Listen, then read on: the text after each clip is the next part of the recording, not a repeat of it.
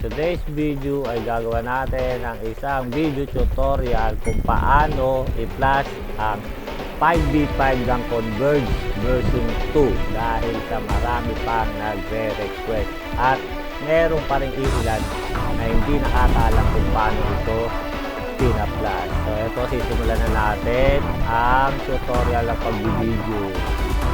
Bago natin simulan, pasukin muna natin ang web video ng 5v5 modem ang Converge. So, makikita natin dito yung information.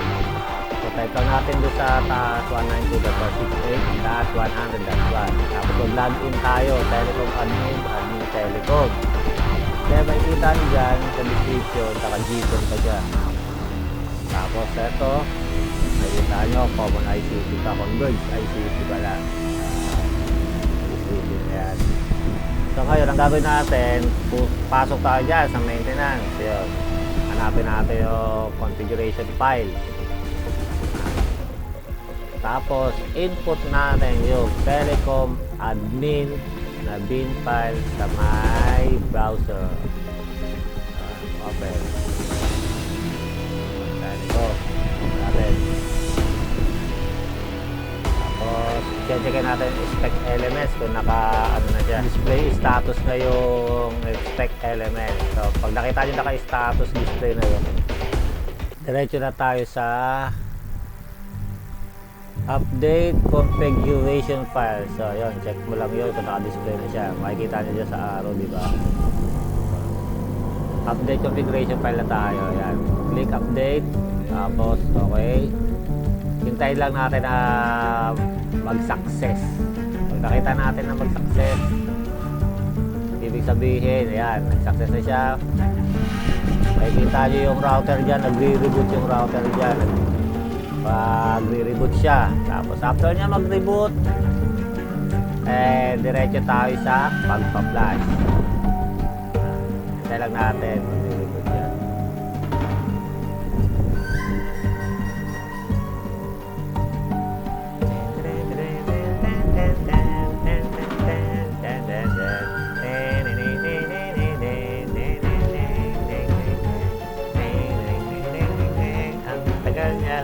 Mag-reboot. Kapag nag-reboot na yan, ay okay na. Tayo ay pupunta na sa pagpa-flash. So, magpa-flash muna tayo gamit ang Panda Flasher pagka nag-reboot na yan. Medyo matagal-tagal nga lang po yung pag-reboot niya ng modem. Kaunang ano lang yon, unang update configuration. Yan. So, ayun, nag-update na. Pabuksan na natin ngayon yung flasher.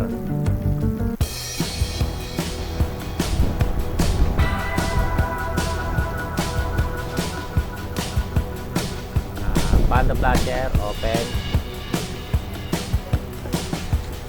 Hay! Hay! Browse natin. Hanapin natin ang folder ng Globe version 2. Tapos, input natin yung Globe version 2 bin file. Tapos, flash natin. Yan, start. So, naglo-load uli siya. Yan, naglo-load. Medyo matagal uli yung pag-bin nito. Yung pagpa-flash yun. Flash mo tayo dyan eh. Pagpa-flashing na yan eh.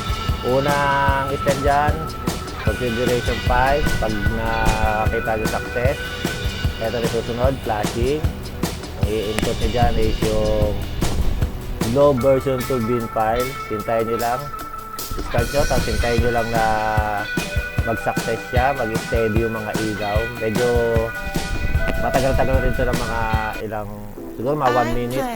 1 minute o 2 minutes. Ganun lang. Tapos pag nag-steady na yung ilaw, so, stop nyo na. Ayan. So yan. Stop na. Hintayin na lang natin uli na mag-reboot. Mag-reboot yung modem. Reboot natin uli yung modem. Diba? Pag re-reboot ang modem, on-off lang. Off mo muna. Tapos on mo ulit. Tapos pag nag-boot up na siya, mag-flash tayo ulit. Ang gagawin natin ay script. Script tayo. Antayin lang natin ha, mag-script tayo. Panoorin nyo lang. Hintay lang. Tuloy natin yung folder ng 5 beta version 2 na folder para sa script natin. So, ang pipindutin natin dito ay una ay equipment mode on. Yan. Click natin yan. Equipment mode on. So, kasama sa folder. Pag click yan, may makikita ka dyan, bibig yan, di ba? Yung sa command. So, dapat yan makikita nyo. Pag on na, so, galit na natin.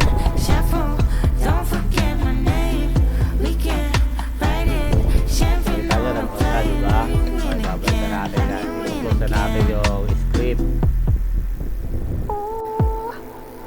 Pag na-close na natin yung script, punta ulit tayo sa Panda Flasher. Magpa-flash tayo ng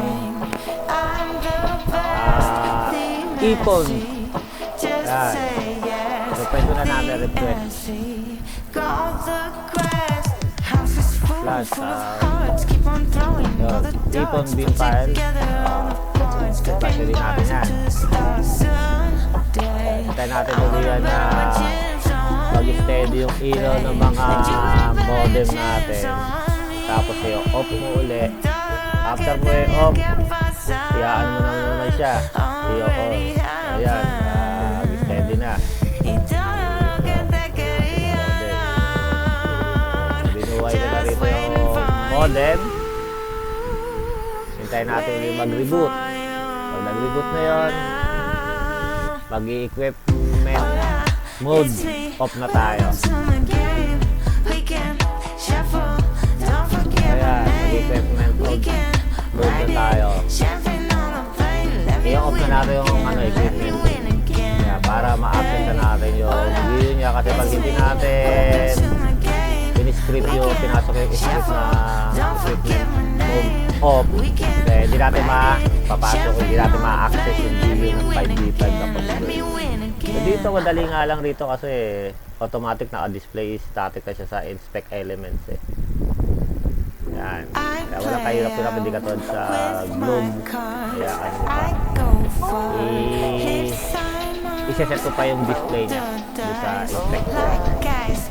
Eto converge, okay na. So ayun. Ayan na. Ayan na. Nakita nyo na yan. So bubuksan lang natin yan. This side can be reached. So, reload natin. Reload natin.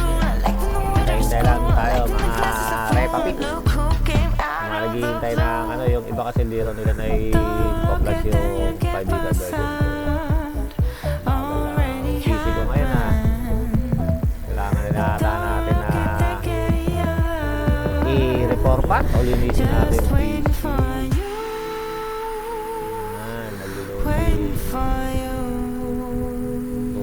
Loading. Tagal ha. Tagal niya ha. Ayan natin yung ano, set na natin. Pasukan natin yung niya. Telecom admin Telecom. Tignan natin yung ano, system niya. Kung nag-ipon, system niya. So ayun, success. Ipon na siya. Tapos naka-common na rin siya. Sa customer info. Sa custom info, naka-common na rin siya. So ayun mga kaibigan, success tayo sa converge. Maraming salamat kung manonood kayo. Salamat.